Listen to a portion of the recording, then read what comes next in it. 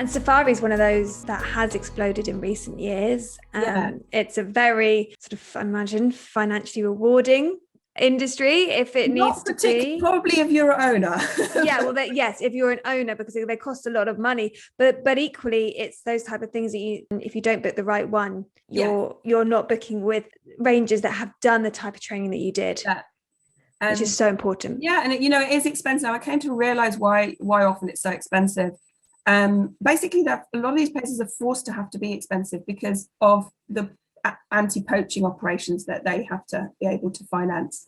So, they have anti-poaching teams. And actually, while I was doing my training, that's one of the most frightening things I've ever done in my life, is actually spend time with the anti-poaching team. And these guys are like a SWAT team, and that wasn't my full-time job. I was just occasionally there to support. And you're awake all night and you're camping out and you're driving around the reserve to make sure.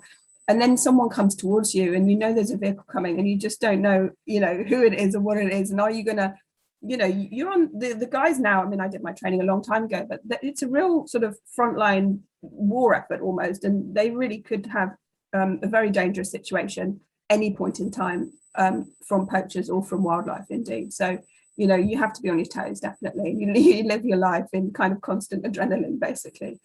So I could have stayed and worked longer. And I did make the decision to come back, partly because of the appreciation that actually life in the UK and what we have is, we are very fortunate. We don't have issues as much as we get frustrated with politics. We don't have, we all get education, we get health, NHS access, we get food access, we get, it's things that we take for granted that if you go and live in another country like that, you don't necessarily have that always, or you have to have a certain level of wealth. So you really come to understand a lot about the disparity of wealth, of income, of opportunity, and how that lack of opportunity, gets you stuck, basically. And I realized that for me to have the biggest impact in sustainability would actually come back here and do what I can from here, because I have opportunities here that other people wouldn't necessarily have. So came back, took the job in ski, but while I did that, so I worked full time and then studied a master's at the same time in responsible tourism management, which was 3 years. And so really, I suppose I wrote my thesis on the marketing and greenwashing of volunteer tourism, and that covered both wildlife conservation and also community development. And I raised a lot of awareness around orphanage tourism, which is a big no-no, and also things like elephant riding, and just how lots of those activities at the time, and this was sort of around 2012.